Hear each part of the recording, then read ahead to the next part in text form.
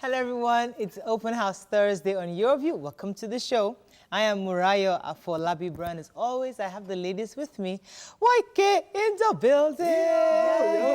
Yo. Might as well call today YK's day because your banter is in itself is strong enough. It's show. I'm not bantering about Theo. Are we bantering about Theo? No, we're not about Theo. I'm bantering about Lagos Ikeja local government. Yeah? They gave me a bill yesterday for parking, TV license, radio license of 900,000. Jesus Christ. How? 900. Well, you've been closed for entire We've been closed since March. We closed before everybody. Because at the time we closed, we realized that this thing is getting serious, so let us just close.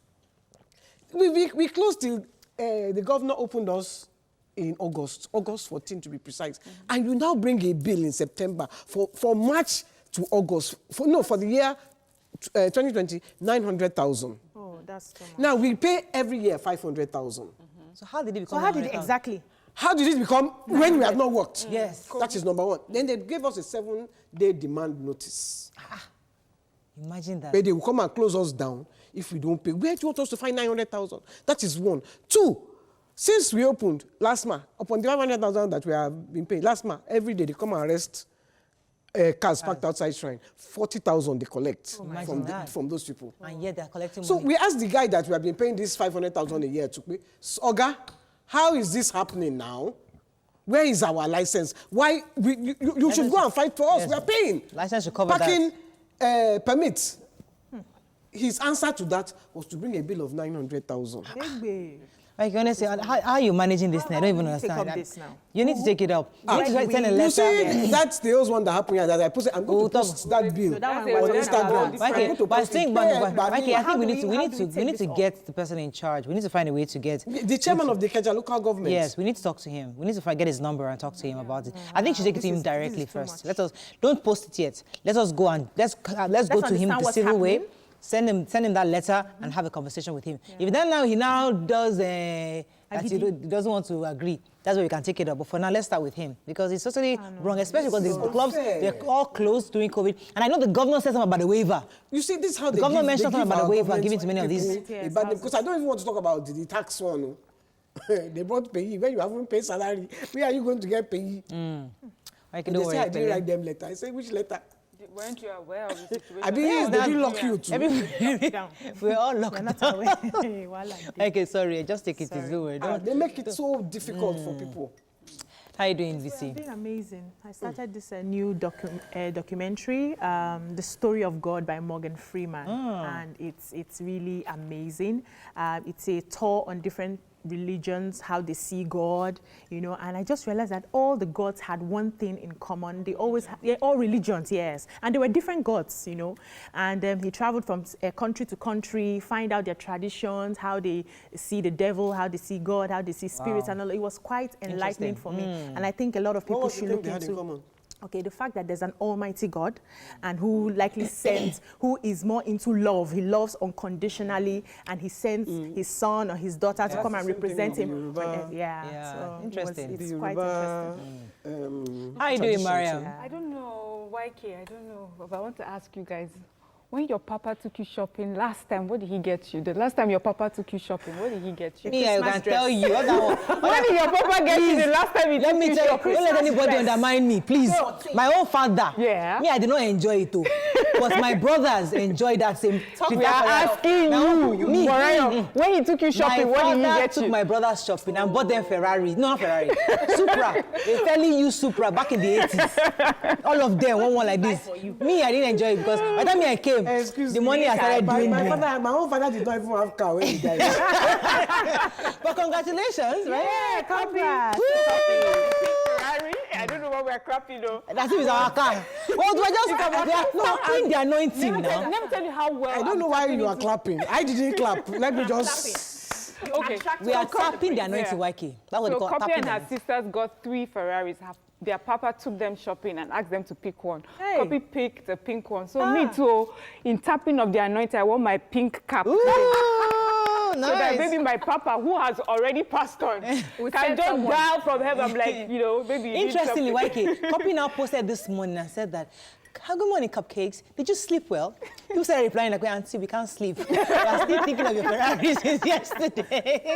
I was like, wow. So how can we sleep, madam? Your father just dropped a bombshell and you want us to sleep. If you slept, we will not sleep. It's good to have I money. without being aware of We're this. all what in was the happening. spirit. Well, God is about to send anyways, some it's good to have money. Ferraris for out. those of you beefing, please go and tell your father to buy you car and leave them. It's good to have money. Please, please. I beg, don't make people feel That's their business. Less than they are. I don't because- understand. No, he's your living his father life. has the money. Let he him will buy it. If I have the money, I'm buying it for my children. If he has the money. So why are you feeling less? I didn't even know anything was happening. No, they're saying, Mariah said, those of you who your father can't buy you Ferrari. He can buy, please, Including me. please, All of us. Your father please, is they are- resting. we have- Please leave him, please. your papa can buy you nice Zara cap from Miriam Loge. Let's not beef. Anyway, let's go on a break. Let's go on a break. Let's go on a break. Colors. Either way, the fact that you're alive is enough to say thank you for daddy. Yes, Yeah. Thank your father for that. He brought sent you you to to life. school. He sent you to school. Please don't be grateful. looking That's at what somebody's she's saying. don't be looking at somebody's Ferrari. Let's go on a break. I'm thankful to my father for my life. Yes, For thank his God. name. For his name, yes. for his integrity. Yes. He's not chop government money. Hey, thank you very Yes. much. Me too. I can confidently say that my father don't chop government money, and I thank God for the name that you're also helping me today. So a good name actually sometimes can be better than riches. It's always better. Let's go on a break. But I'd like some money, child. Let's go on a break. We'll be right back. Our father never even did government. My father has long gone since before you.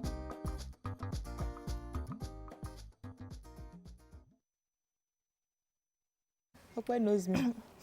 All right, welcome back. We're going to start with the nation. The nation. Petrol, electricity prices, labor issues ultimatum. What's the nation now? PACAC alleges plots to scrap EFCC. Will forge a more united Nigeria at 60. 30 sectors showed negative growth in half year. NNPC begins refineries rehabilitation. And terrorist creates camp in Oyo North, says Adams. Okay, which story are we taking? Yeah, so Go ahead. Go ahead with the NMPC. So NNPC is saying that, well, we very soon are going to see work is going to start being done on the 4 refineries that we have. Of course, we know our sad story, which is we're the only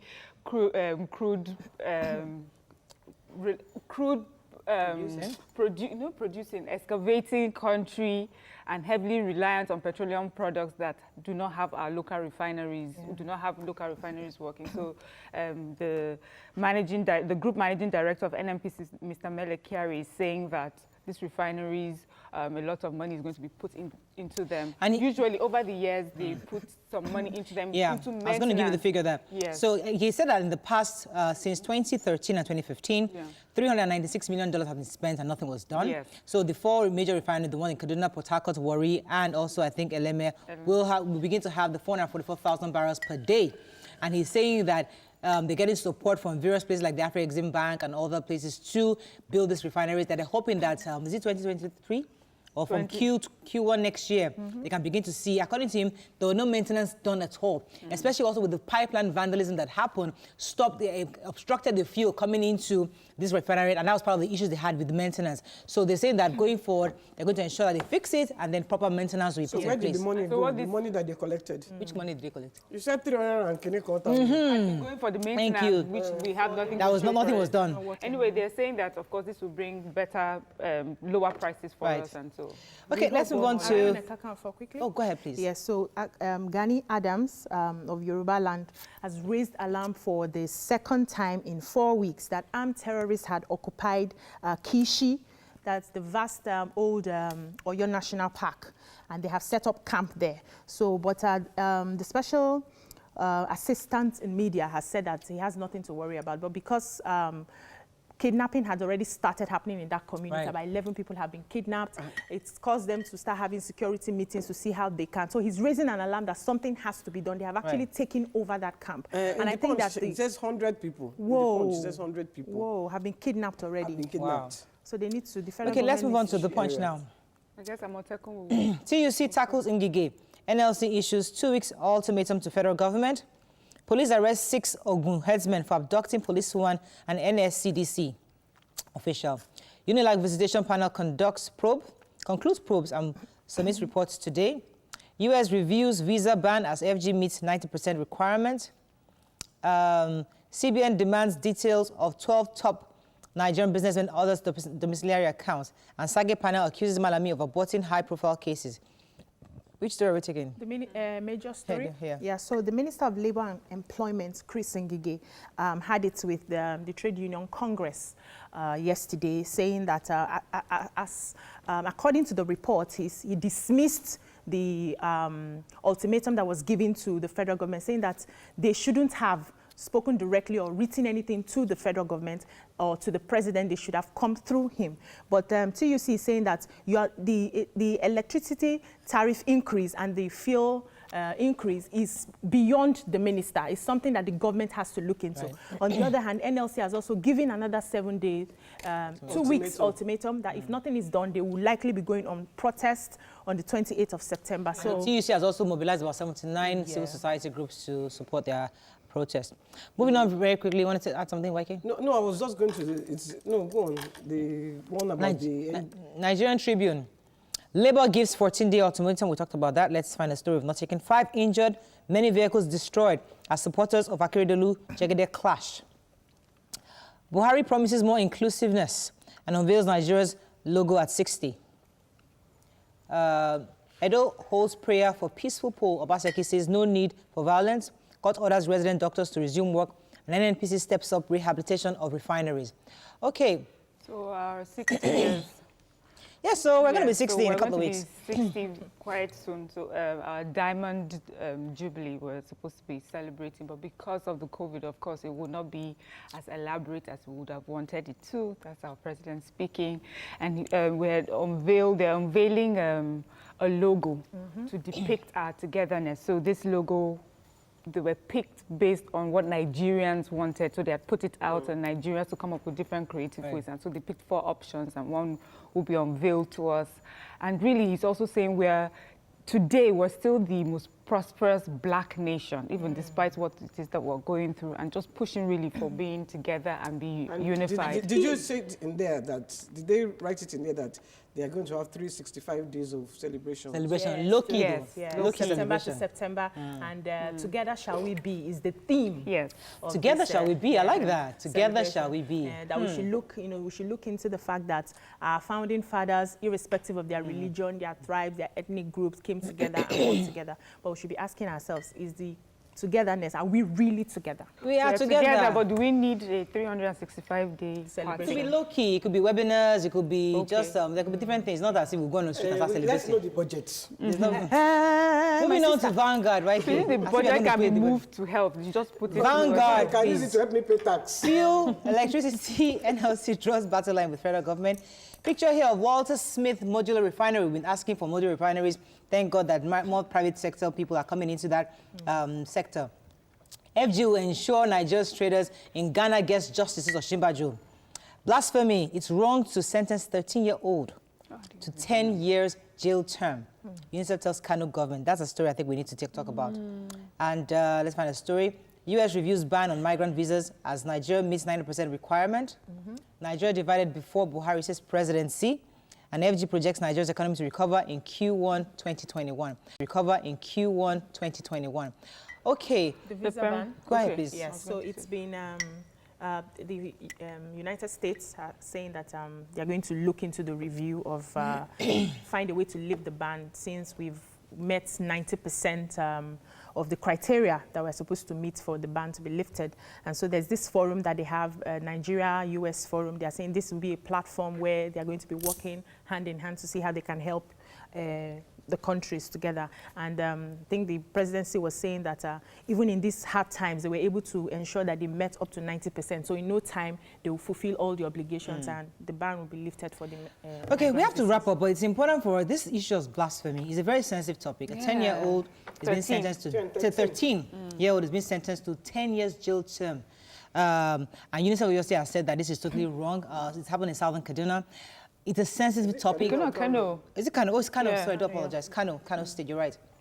But It's the law, it's a Sharia state, it's a law, and it's difficult to discuss it because I don't think we are authorized to talk about these kind of things, but we need understanding. So maybe we can need to get somebody to explain to us You see, let's not excuse, the boy is underage. That's number one. Yes. He's a minor. He's a minor. According to the child's right, not according to Sharia. Yes. Oh. There are two different laws. See, that's the issue. There are laws. Child rights has nothing to do with Sharia.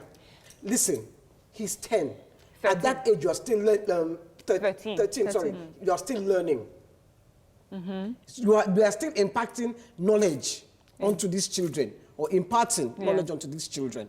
You cannot tell me that you are going to jail him, because when he goes in at 13, when he comes out at 23, he becomes hardened. He will be hardened. He will become a criminal. He will become. Come on, is it not about reform? Is jail Sharia or not about reform? Okay, we need an understanding of their laws. It's a conversation we need to have with somebody else. I don't think we can talk about it here, but it's painful. I know. There's no mother that will hear this that will think is okay. So we'll look into it and see what we can do to have a better understanding of what this is about. Let's go on a break. It's Thursday. We're going to start first with a drama that happened to our own very own Uncle Theo. In this Lagos. Stay with us. We'll be right back.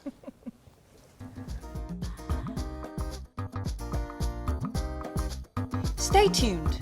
Your View will be right back. Your View. Thanks for staying with us. So yesterday, a very disturbing video went viral. And it so happened that it was Uncle Theo that recorded this video. If you don't know Uncle Theo is YK's partner. So it's like we are the ones that even recorded the video. It's practically the release of it. This is our video. This is our story.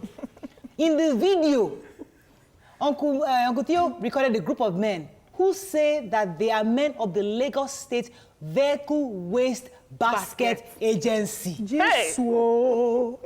Forcefully selling waste bin to riders who already have waste bins in their van.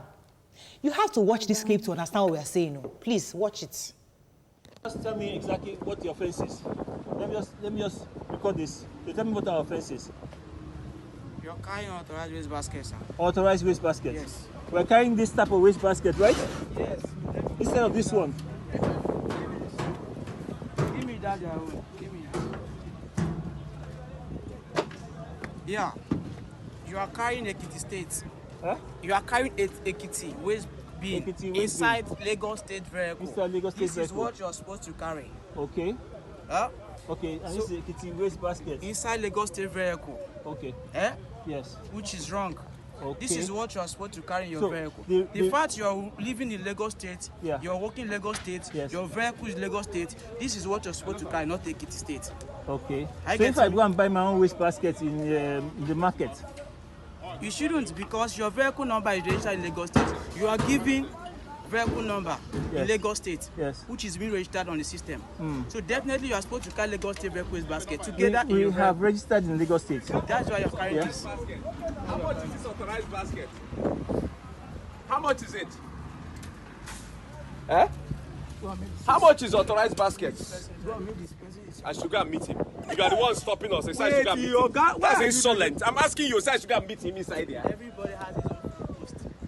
No, because a different person has of labor. a different person has a number. A different person catches the person. Please come. I can't go there. Come out. You cut us. This is his own office. You have to meet him. 3.5, sir. With the clearance. 3.5. With the clearance. 3.5. With the clearance. Yes, 3.5. Which clearance? What's the clearance? Okay, no problem. No problem. No problem, bring it. Hey. I see, I don't understand. In fact, my jaw dropped. This is Ekiti basket. Yes, this is Lagos basket. Uncle Theo actually paid the 3.5 YK. Yes, now didn't you see them pay? With the clearance, it's 3.5. So they arrested them. They arrested them. They didn't allow them to go. They went to Badagry. And They said they are carrying a kitty basket inside Lagos Lagos. registered vehicle. In fact, no worry. Hey, In my 40 years, So I have never heard of this in my life. Do we have an agency? Okay, First of all, let's even know. We have the Commissioner for Information. We'll ask him that question. Okay. So joining us on the show now is the Commissioner for Information, Lagos State, Mr. Gbenga Motosho. Good morning, Mr. Motosho. Are you there? I'm here. Good morning. Good morning. Well, you have Lagos State Waste Basket Agency Commission or something, whatever it is called, to be arresting people for carrying different states' baskets in their own car. Well, thank you very much for getting in touch with the Lagos State government. I have seen the video too. It's been all over the place. I'm saying categorically that we don't have any agency like that in Lagos. Lagos State agencies officials are better behaved, they are better educated, they are better dressed, they are better behaved. We don't have any agency like that. Sir, so with this viral video now, what is your agency going to do? Are you going to launch a manhunt for these people? Because they are actually impersonating, and it's a criminal offense, as far as I'm concerned. In fact, I didn't want to come on this program because we had already started that process of arresting the people who are behind it, those who sent them and those who are actively participating in it. But because I just had to come on this program, that is why I just, for the respect I have for you and the respect I have for Lagosians, but that process is on. Gone are the days when people say the lazy and the indolent, that they can come to Lagos from any part of the world. No, in the administration of Mr. Baide Sanwo-Olu, the governor, we don't tolerate that, and we are not going to tolerate that. And I assure you, these people are going to be seized. Thank you. Thank you very much. But how is it possible for a group of people to put this up and get away with branded it? Vehicle. I mean, no one else knew about it. I mean, usually you would have different kinds of security operatives also operating around there, and no one could call them out until this one person was able to get a video. How is it possible? First, let me tell you, it all boils down to what we have been saying. Security, environment, everything is the responsibility of all of us. If these guys were out yesterday to deceive Lagosians and people were paying, nobody could challenge them, arrest them, and make a scene out of it. I'm just a bit disappointed. If no security agency knew about this, if somebody had alerted them early enough, I'm sure they would be there to this guy. No, I just want to, because they had the Lagos State dustbin and the stickers, the sticker branded of vehicles. Lagos State on it. You know, and they must have been doing this for a long time. Branded permits. This is, it's just, okay, Commissioner, it's just worrisome for us as citizens to know that people can actually operate within a government. You know, that's the worrisome part. But now that you said that your government is on top of this, hopefully this won't happen again. But it's quite worrisome, I must say. Because there's another one, but Isheri Road, they're always stopping and asking you for dustbin. They claim they are from the local government too. No, You see, this is the kind of thing I call Bajue, not even 419. This is Bajue. And if there is nobody to, you know, present his face to be slapped, nobody is going to be able to slap you. If all of us decide to stand up for our right, nobody is going to be able to trample on our right. If people can challenge such people and make a noise about it, I tell you, sooner or later they will disappear from our street. Let us keep on challenging them. Thank you very much, Honorable Commissioner for Information, for joining us this morning. We appreciate your comments so far. We've been speaking with the Commissioner for Information and Strategy, Lagos State, Mr. Gbenga Motosho. Very, very, very sad video. I mean, very, it's sad because I know, what's sad for me is that I know that the Lagos State government is making so much effort, but at the same time, you're now trying to undermine what the government is trying to do. That's where it's worrying for me. Mind, though, and this is just an eye-opener that we should start taking responsibility. Advice to us now is, when we meet this kind of people, we should challenge them, make a scene, challenge it. Do a video if you need to. Okay, let's go on a break. We just had to break in transmission because we have another topic that we want to talk about. Stay with us. We'll be right back.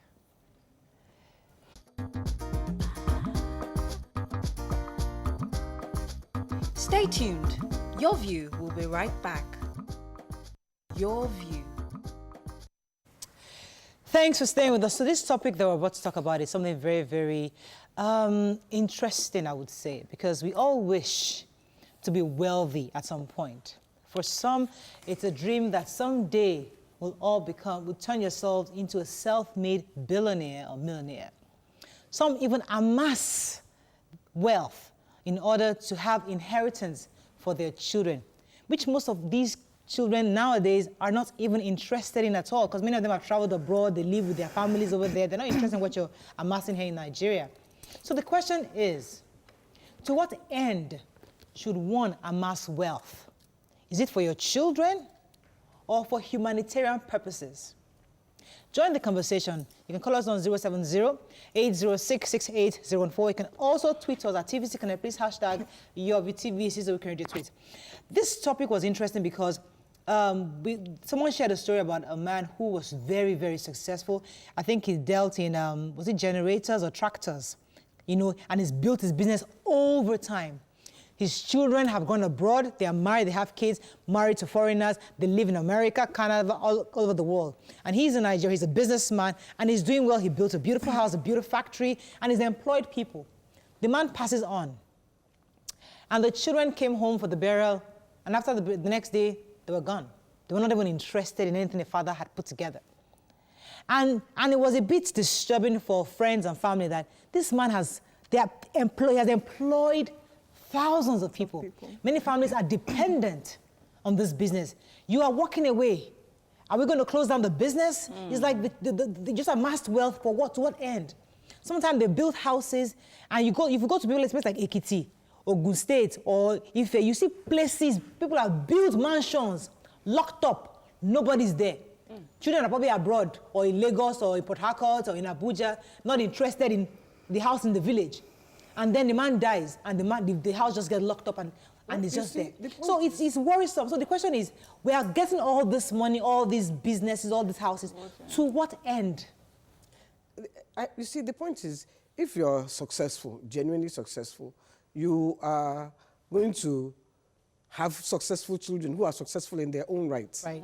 So they're not really interested in your property or amassing your wealth, you know, which in my own view is a good thing. Because if my children, I will use my own family as a good example. Right. My grandmother, she was an extremely wealthy woman. She was a trader. And when she died, she had all this property. But her sons, she had 3 sons and 1 daughter, never looked at her property. My auntie, she was the one that used to go and try and manage the property. There was so much, like in Ifo, she had 18 hectares somewhere. She has plenty land all over Ifo. In Abeokuta, the sons never really paid attention because they were all pursuing their own goals and dreams. Yeah. Careers and dreams. Yeah. And it is now we, the grandchildren, who are trying to at least consolidate, maintain some of it. Yeah. But you've all moved on. We've moved on, and we run the risk of, even if we revive some of our things, our own kids are not even going to get that. Exactly. So thank you very much, Waike. So the question now is, to what end are we getting all this property? Because you don't need it, your children don't need it, and so they all belong to your grandmother, but maybe if she had handed it over to the government or for humanitarian purposes, maybe there will be no need. I don't know. It's just trying to understand how do we ensure that what we are working for is not, we're not working for futility. Okay, so the thing is to focus on what exactly you're working for at the time that you have life to work on it. Now, what I understand by amassing means for me to stock up, to save for the rainy day, to gather over a long period of time. And this is actually the dictionary meaning of amassing. And we all amass at our different levels. So as a worker now, you don't eat everything you earn. You save some for the rainy day. The other person doesn't eat everything.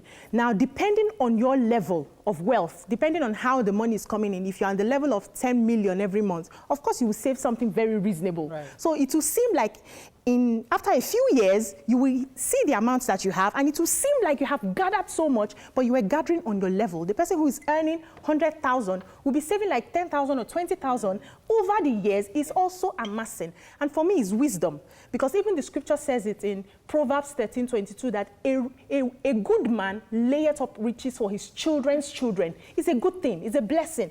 Now, when you we are not in a space to keep. There are people they call eating with two hands, because I don't want to keep property, every child will find their way and all of that, and you eat with two hands, and tomorrow an emergency happens. What is going to save you? I had a family friend who the uncle fell ill during COVID. At that time, the doctors were running away from the hospitals. They needed about 15 million naira to do surgery. Trust me, if that family did not have any small money they were keeping, that man would have died, and they would say it was God's time. See, I hear that. No, Okay. let me even finish. So for me, as long as you are being blessed, you are a channel. So what happens after you are gone is none of your business. The children can decide we are successful on our own, like you said, and we don't want to look into it. They find a way to sell off. The children can still be cash trapped tomorrow in the US or in the UK, and they sell the property to survive. Anything can happen. But it's important that as you are making money, as you are growing in your riches, that you save some. Anything can happen. Okay, I'm not sure. I'll come to you, Mariam. I'm not sure saving is the problem. The question is, yes, you are saving, absolutely, for the rainy day. We all have to save for the rainy day. But the idea is, these children should take over from this empire I have built. And they've all moved on to Australia, marrying, they're all successful doctors and everything, and they're not interested. So after you've amassed so much extra, to what end is that for? Yes, yeah, Mariam. I think what I understand this topic is talking about is wealth management. I think is really what we're speaking of. Yeah. And for many Nigerians, let's say the first generation wealth, and most of them are like second generation. The people who grew this wealth usually came from poverty. And for them to invest or save this wealth that they have created is to do the basic things. A poor man wants to have house, wants to have land, and and also I think our wealth management techniques are quite still primitive, not quite sophisticated, So we buy land, we buy houses, and we just leave them, because really they don't drink water, they don't expire. And whenever the children, land does not. Land doesn't, but houses do. Yeah, but you can sell the house, the land, and everything. So people will lock up their homes. Whenever one child has head, at least he will have that, land or house to go back. So that's where that thinking is coming from. So, and also our major way of doing our business is we don't do it in like a legacy business. So we do like a lifestyle business. We take care of ourselves, and we do not really make plans. Traditionally, culturally too, we don't believe in wills, writing down wills, getting an executor of your estate. Yeah. So you have lots of property, and then you have kids. If one child wants to do something, that's when the other children say, oh, you think you want to, why are you touching it? Because you haven't designated each child to something. So what has happened is that we have now left wealth for everybody, which is for nobody. In addition to that, Mariam, also, because you said people build houses and they deliver it to their children, but what even bothers me is that they now get buried in those houses. And you can't resell those houses anymore, because the owner of the house chooses to be buried in that house. So the house is not like a grave site. Okay. So nobody wants to buy that house. So it's just there. Yeah, so I think some of the reasons why people do that is they want the children to make sure that the children make use of that property and do something, because no one else would. It's like their insurance, and I think it's a traditional way of doing it. Some Oyinbo people would hear that they have given this particular inheritance to a child or a grandchild, but until you turn 30 and until you have done this and this and this. So Nigerian cultural way, this is the way I think our people have. Let me take this call from, good morning, are you there? Thanks for calling. Hello? Hello, you're live, please go ahead. Yeah, good morning. Morning. Yeah, it's quite an interesting topic though. For me, if I may, good morning everybody. How do you Good morning. Good morning. Yeah. Anyway, I think it's quite sad. Anyway, it's really quite sad. And probably it's an African thing, it's a very pathetic African mentality, so to say. And more importantly, we have this kind of selfishness syndrome, you know, in these parts of the world. Okay, because like I rightly said, in foreign countries, well advanced countries, you know, they amass wealth, not solely because of them and their family alone, but you know, because of charity purposes. Okay, and also, you know, when you amass wealth, you know, probably just for self-sufficiency alone, and you are for the. Hello. Yes, back okay, finish. Because I was going to say, Marian said something about children having head. Yes, children having head is very important. Because I will give you an example. Because my father was such a legendary figure, someone that people looked up to, musically, politically, what we did was we buried him in his house. And the reason we took the decision to bury him in his house is so that nobody can wake up one day and sell the house. Then we now gave the house to Lagos State to make a museum. So nobody can wake up and say they want to sell the house. That house now belongs to Lagos State. So it's an insurance policy. So the plan. Yeah. So it was a plan. So I think if you have children who have head. That's because it's fella.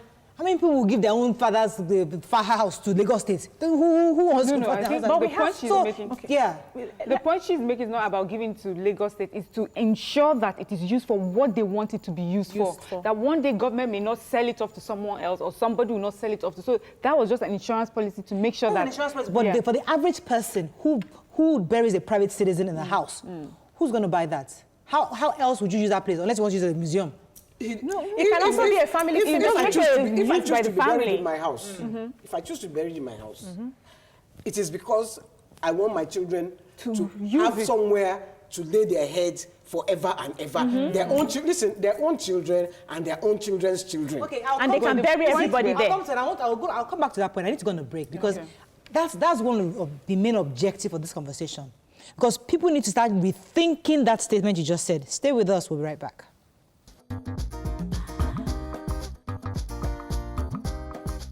Stay tuned. Your View will be right back.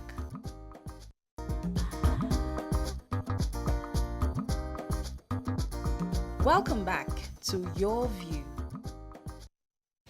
View. Thanks for staying with us. All right, so before we went on break, Raike was talking about the fact that she doesn't mind being buried in a certain place because she wants somewhere her children can always know, like, this is our mother's property and this is where our mother used to be. But you see, that's one of the objectives of what I want to also have this conversation. Because I think people need to start rethinking how we share or keep or give out inheritance going forward. There was a time in our fathers, our grandfathers' period where, just like the Bible said, leave inheritance for your children's children. Great. My own mother, in fact, her family is one of the very, very few that her father died in 1976. Until tomorrow, Raike, she's collecting money from her family, from her father's property in Dosumu, because he got a company to manage his entire estate. Till now, she still collects money. Her and her siblings, every time. But that's just one of it. But the point I'm trying to make is that, can we stop leaving these things for our children going forward because of where we are? Our children are the measurement of success today is carrying your children abroad. Half of them go abroad. Many of them don't come back. Some come back and they go into other things. So if you are leaving these properties for these children that have gone abroad for education, they are likely not to manage it properly because they've seen a new world. They're not interested in your own world anymore. So can we move from the phase of I'm leaving property for my children to I have done my bit, I have blessed them, I've given them something to start out their own lives, and then the rest, I hand it over to charity. Can we begin to have that mentality? Because I know a few rich people that in their own lifetime, they're giving out their property to their children. And what they have right now, you hand it over to charity. Okay, so the thing is, I wouldn't sit down and tell people how to use their wealth because I did not make it for them. I did not enter the post for them. When they were hustling and you were not there. Sleepless night, I was not there.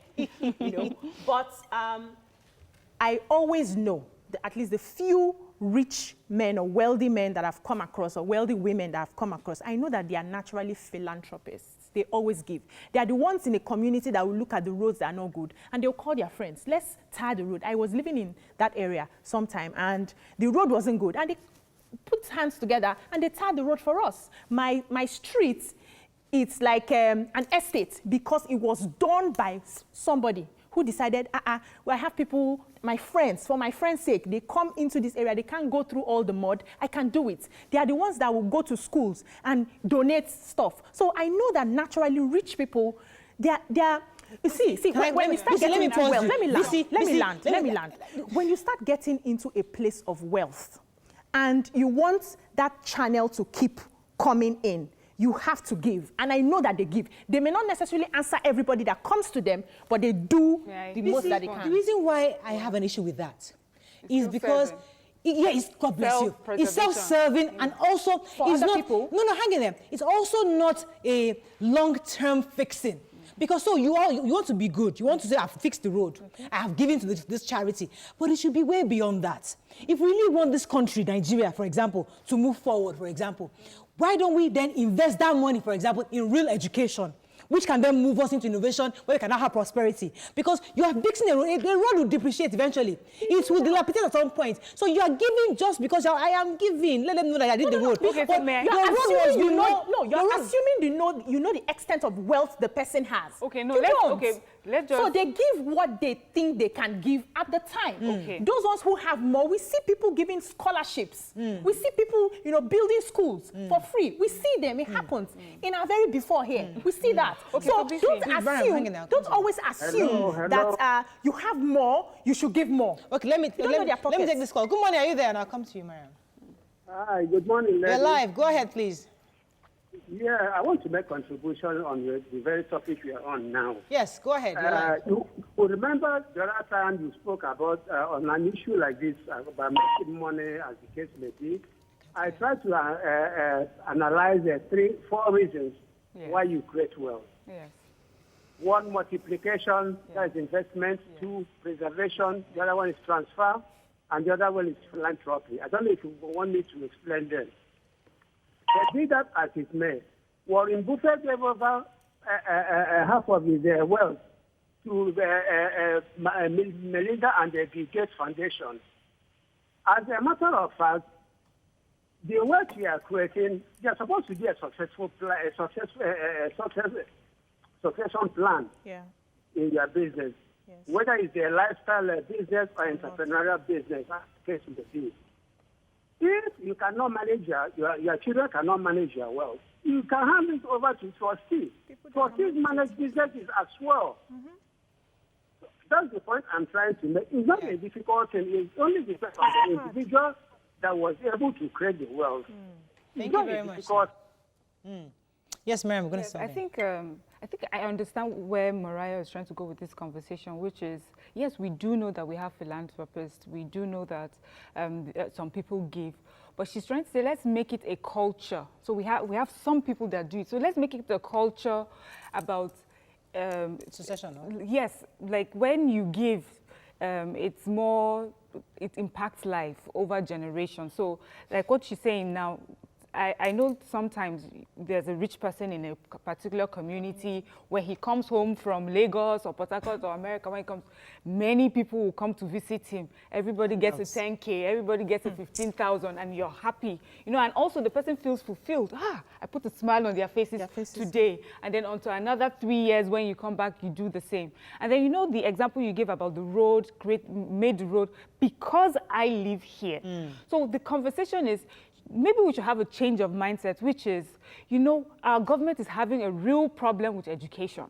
I would like to invest in schools for this particular community that I've come from. So I'll make sure that we build schools. For life. I'll make sure that we'll build universities. I'll make sure. And then you look at the education. Health. Because many of the Harvard... It's not for example, all those Harvards that we all talk about, the Ivy Leagues, many of them people have been supporting them for decades and many years. So you have people's, your entire lineage knows that, okay, this is our own project where for life that school you've invested in continues to get that investment. Excuse me. We're not saying this is not a compulsory working. If my lineage is supporting some Harvard graduate or a Harvard course, doesn't mean I still don't have money that I've left to my family. Of course, absolutely. Thank you. Absolutely. Listen, you can say, so it doesn't mean that the money that I've left, even though I'm supporting Harvard or Yale or whoever. I have to take care of my family now. It doesn't mean that my family, when I die, will come and even answer my wealth. They will still, it is educating your children, educating people to make them value whatever you have left behind and then move it forward. Move because you see, a lot in Nigeria, for instance, a lot of rich people, they die. Many people I used to hear when I was a kid, Sonny Ade would sing about them. They died, and we don't hear anything that their children are doing because legacies were not built. Right, fantastic. Let me pause you for a second. Mayomi, are you still there? Thanks for calling. Are you there? Yeah, I'm still. You're live. Go ahead, please. All right, good morning. Morning. All right, good morning to everybody in the house. Good morning. Go ahead, Mayomi. All right, as regards the topic on amassing wealth, actually my own view is that wealth itself is a resource. However, you can also see it as a reward for hard work. So it's actually nothing bad amassing wealth. However, the way and manner in which wealth is acquired, should also be looked at from the moral angle to be acquired in a right way. And the usage of the wealth also should not be for grandstanding or to, elicit ego or super ego, but rather to better the lives of people. Right. You yourself amassing the wealth to use for your own good use, and it's actually nothing wrong when you acquire wealth for your kids also. Thank you very much, Mayomi, for that. See, I want us to remember the genesis of this conversation. Yes. Because if you go ordinary Magodo here, there are houses, mansions, where people have built, they've died, the children are not here, locked up, and people are looking for houses to live in. Young couples are looking for places to build their own lives, but they can't because XYZ's house, mansion has been left and abandoned in certain poised areas. There are rich people in this our Lagos that have built 10-bedroom mansions. If they log out tomorrow, YK, are they going to rent it out? How do they want to do it? The trend that they don't live in Nigeria. The point is that we need to begin to rethink how we are living legacies. Because if ordinary Ekiti that I go with my husband's family, when we go there, you see beautiful houses on that middle road, locked up, grass, plant, weed everywhere. So Mariah, wait. So that's the conversation. The conversation should be more about, the conversation should be more about having a successor or a success. They don't want, they're not interested. No, we don't know. You see, everything was started as culture.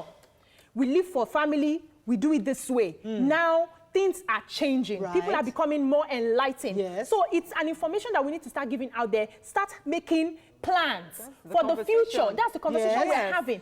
But at the same time, we cannot tell people how to use the money that they have worked for. Yes, I think it's wrong. So for me, I don't think this conversation is about telling people how to use their money. It's a conversation really about, we are growing, we're evolving. Things are changing. Yes. Let's look at how we use our wealth differently. Exactly. I like this particular tweet, and I think he understands where it sort of mirrors what I'm trying to say. Talk It Tech says, until we see wealth as something that reflects across an entire society, as opposed to within one man's compound, children will choose to stay abroad because they perceive a better society over there. Aha. So now you have a society where people also invest out of their wealth. They invest in their children as well as the society that they come from. God bless and so you. Because of that, people are drawn to that society. So we're asking for us here as well. Jesus. Do that so that people can be drawn. Exactly. So that your children that you're hoping to not run away will now be part of that society. On that note, let's go on a break. God bless you, Maria. We'll be right back.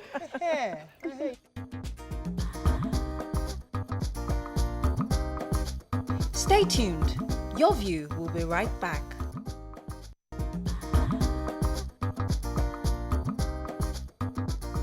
Welcome back to Your View. Thanks for staying with us. So I think Mariam articulated exactly what we're trying to say, but let's take a few more tweets so that we can get our viewers involved. Yes, Toby Martin says, as a parent, if you know your children are made already and you're wealthy, call them and discuss your plans on the way forward about your wealth to avoid future problems, because you never can tell. Yes. Dolani Robert says, wealthy people should lay a good platform for their children and donate the remainder of their wealth to charity organizations who will use it with equity.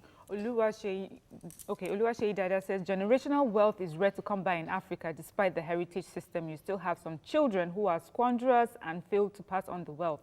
FYI, children now exhume parents' corpses to sell houses. I've witnessed this so many times. I wanted to say something. You see, when we acquire wealth, especially when you acquire it illegitimately, you acquire it without a succession plan. Okay. You just have it to leave to my children. Greed has a major, you know, because when you're talking about the people abroad, there are people who, they are wealthy. They worked for it. Beyond, JP Morgan, these are banks, institutions. They become institutions. It is that wealth that they used to make the society. Are you saying we don't have that in Nigeria? Let me finish. Are you saying we don't have that? How old is Nigeria? No, wait, okay, I want to puncture what you're saying for a second, because you have built a brand called Felabration. Wouldn't you want Felabration to live after you? So the point I'm trying to make is that you have children, your brothers and sisters have children. Yeah. The conversation is that if all these your children go abroad, for example, have families there and live there, Felabration dies. After you go. If you have a plan where one of them takes it over now or begins to run it, at some point, we know that, okay, Felabration has a new generation. Yeah. So that's the point I'm trying to make, is that you are building this entire empire, not thinking of the succession plan. That's a lie, because you don't know. I'm using as an example of this kind of, this is an example. Look, I will give you an example. Right. The shrine, for instance, cannot be sold by any of our children. Okay. Because we have built, what we have built is something that we have built for Nigeria. Okay. It's not about, when my mother dies or my father dies, I'm going to inherit shrine. No. Yeah. So you can do it, maybe you turn it into a church. No. Of all things. A legacy. Yeah. Okay.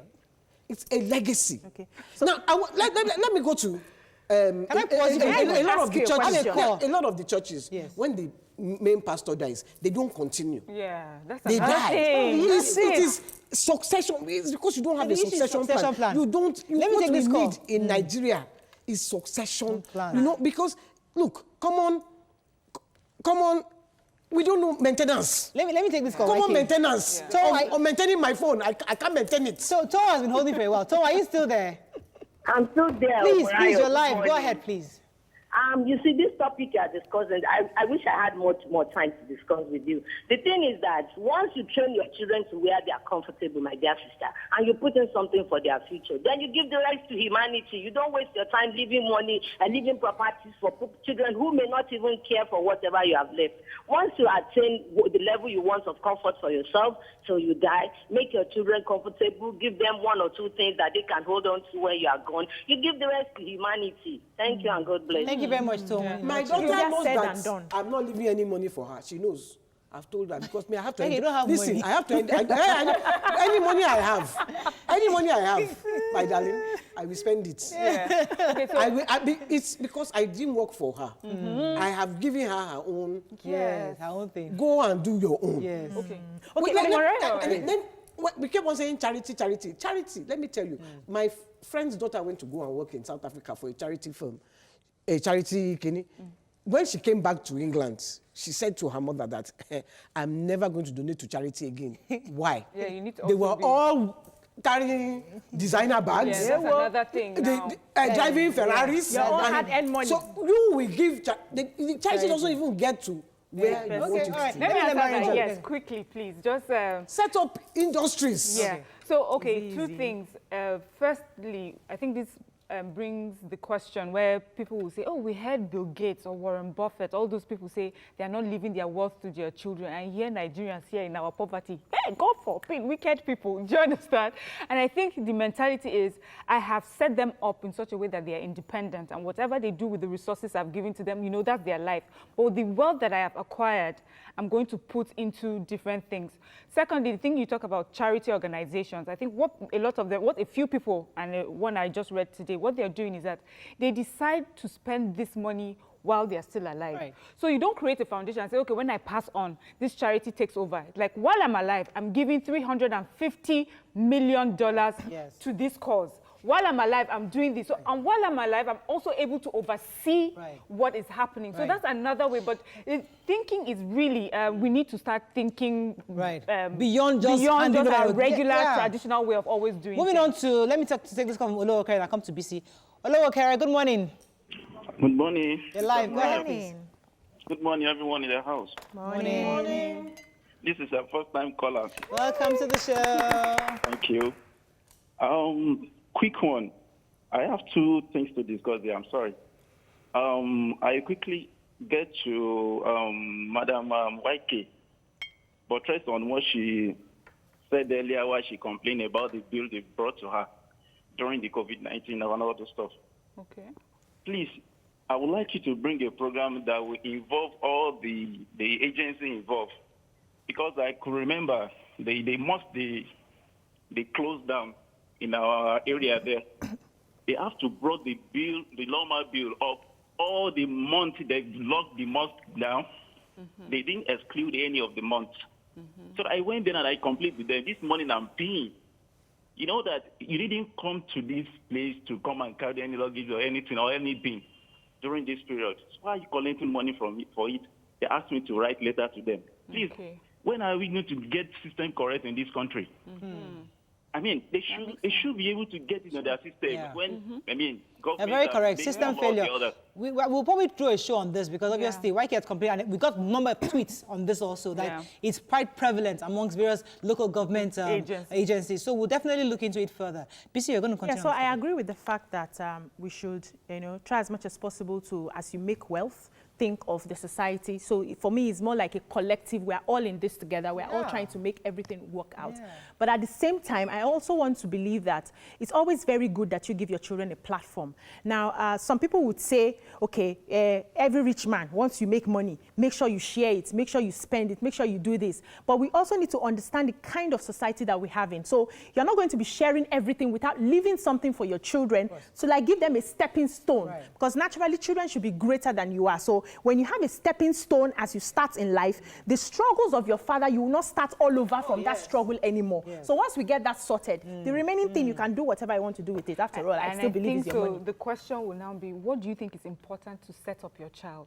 Is it the extra wealthy houses that you have locked up that will set up your child? God bless you. God bless you. That's the good question. So if you have money to give your child, but you still build, you have house in France, you have the house in Italy, you have house in America, you have house in Canada. Who is going to sleep in this house? So we all operate according to our level. So what you call your stepping stone is another person's is not another person's stepping stone. Exactly. So at your level, you decide what a stepping stone is for you. So I remember a friend of mine who came into Lagos, and he had to start life from the scratch. His parents had nothing in Lagos and everything. He had to squat and struggled until today. He's still in that struggle compared to his other friend who finished school. They all came to Lagos together. That one already, the father already had a house where he started his life with. So he gave him a soft pedal and he was able to stabilize faster than the other person. So your stepping stone varies. It could be that I've raised the children to travel. Hold on. I've raised the children to travel abroad and all of that. I will not take that away because I don't want that. No. I will give them at that level. We're going to be closing this conversation soon. Yes, I will give them at that level. The time that your friend came back to Nigeria, my mother is in Nigeria now. She didn't go and live abroad. So her father's wealth that she's still getting today is because she's here. But your father in Florida, for example, she will still get it. Even if she gets it, she's not on ground to ensure she's getting what the value is.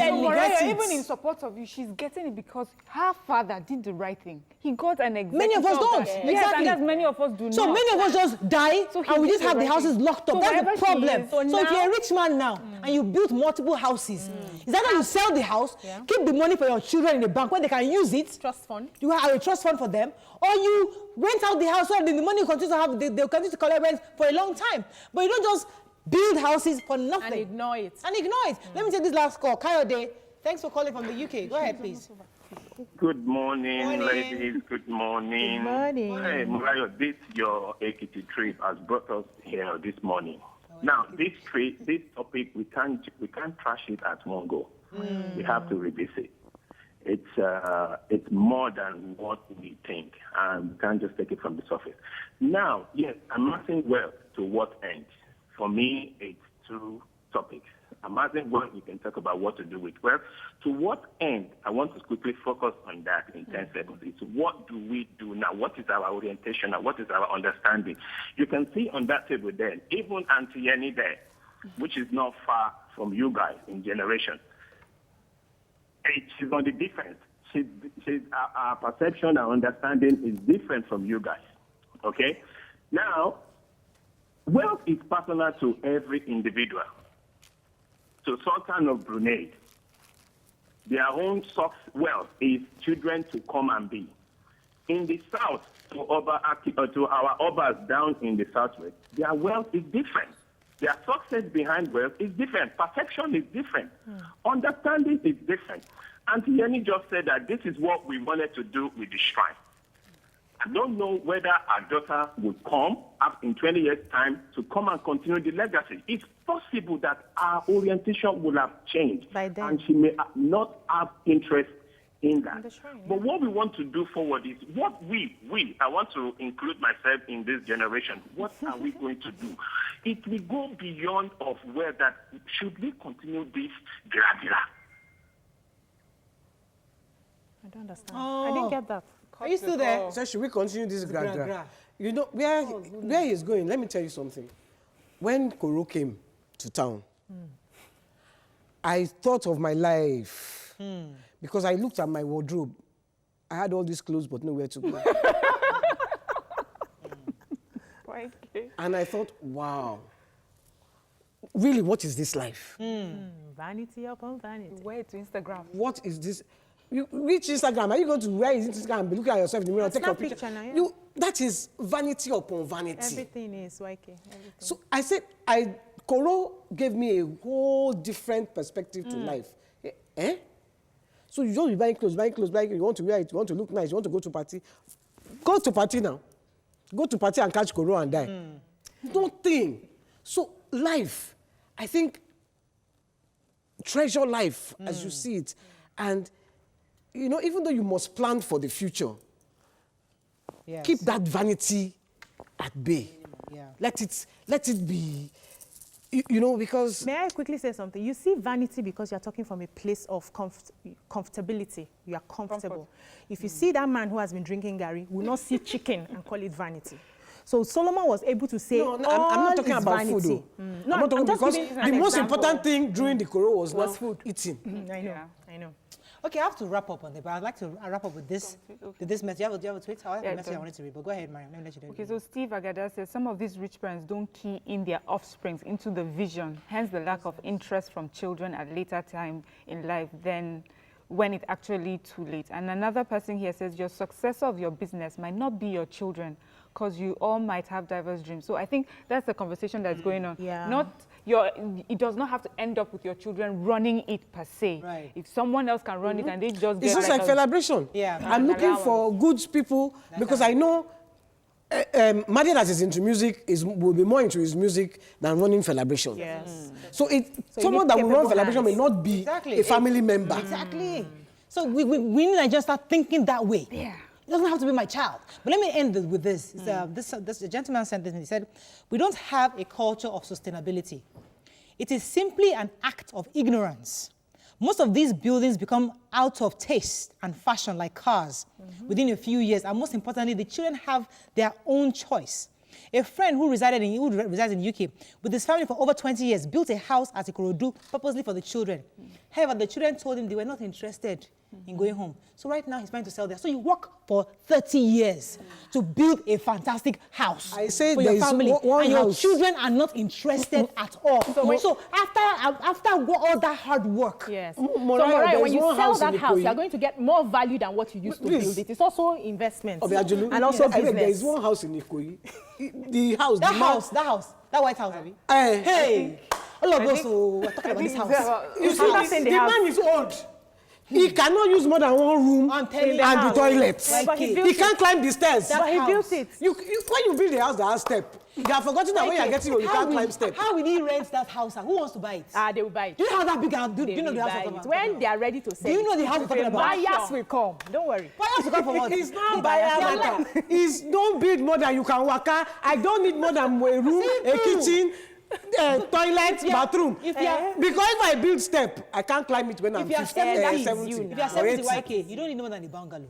Just get a nice small bungalow, 2-bedroom. You people are not teaching people how to do their life. That big mansion in that Ikoyi that you're talking about, we are waiting, God help me, that how are we going to divide all Nigeria? That man is going to be at least 100 years because he's very healthy.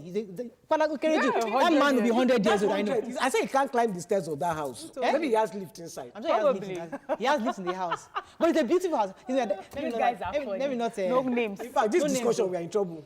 We're in trouble, in fact. He's my daddy's friend, please, he's my friend, he's my uncle. But forgive us, I like his forgive us. Don't have to talk about that house. I like his house. Okay. Do you know many White Houses in Ikoyi? There are plenty White Houses in Ikoyi. Please, not that house we're talking about. It's another one. Which house? Which one? Have a fabulous day. We'll see you tomorrow. See you tomorrow. Hey.